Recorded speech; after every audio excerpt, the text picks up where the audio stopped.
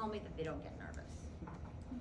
I worked with the CEO, and he was gonna be doing a huge speech. It's gonna be over like 2,500 of his employees that were gonna be there. I'm like, this has gotta be nervous for, this is gonna be a little nerve-wracking for you. And he's like, no, I got it. I was like, oh boy. I'm like, I'm nervous for you that you're not saying it.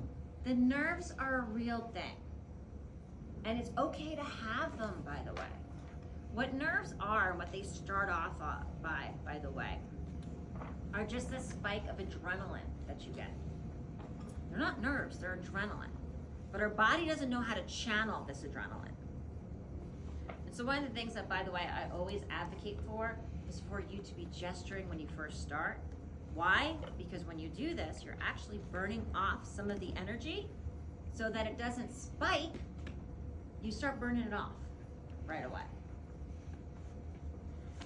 And if you have a big presentation, when I do, that morning I usually walk a mile or something like that. I want to get my body moving before I do the presentation. But, this fear that comes in, it's real. It's not something that, comes like only you have it. But the thing is, we're only born with two fears. Anyone know what they are? Public speaking. No. Fear, you're born with two fears. To die. What's that? Almost. Fear of falling, which could lead to death. Yes. So that is a real fear. For those of us who have fear of heights, that's a real fear. And the second one is loud noises. So that's a startle or reflect. So those are the only two fears that we're actually born with. Everything else, you're welcome, you developed. And public speaking is one of them, and that fear that comes in. So, why does it come into play? The big reason why the fear comes into play is because it's the fear of the unknown. And the fear of, quite frankly, failure. And I want to share this quote with you. I wanted you to hear from this failure. So, here's this person.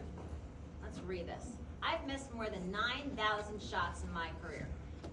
I've lost almost 300 games. Lost them 26 times. I've been trusted to take the game-winning shot, and I have missed. I have failed over and over and over again. Who wants this loser on their team? He's failed 26 times. Failed. Lost 300 games. What? It's Michael Jordan. Jordan? We have this unrealized and really bad way of processing information when it comes to presentations.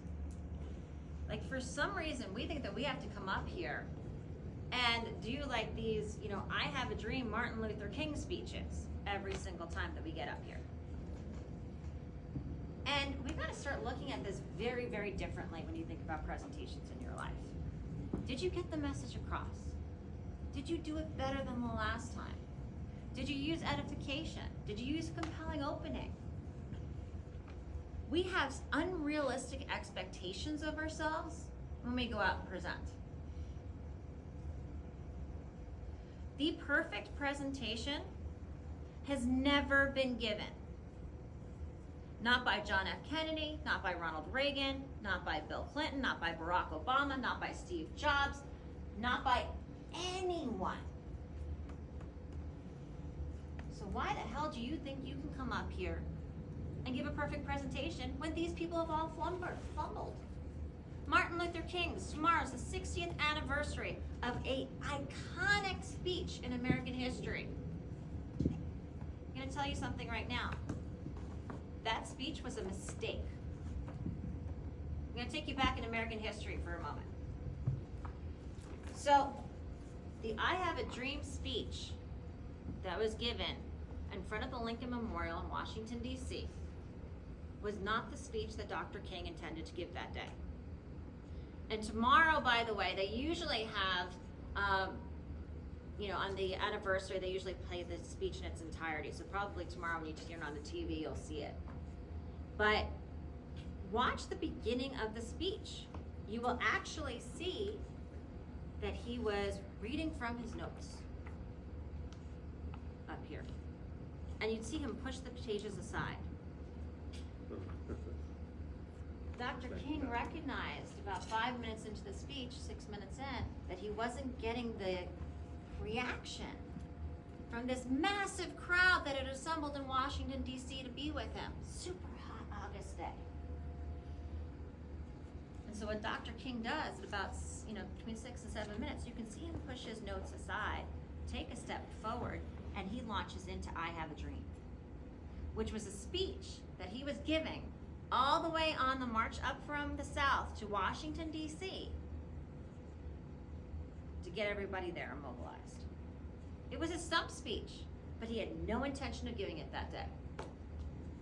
Most iconic speech in American history was a mistake. But we have unrealistic expectations of what we should do when we speak.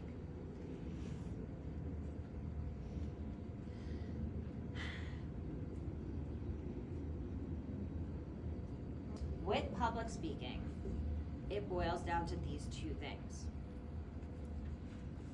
Fear of failure and fear of rejection.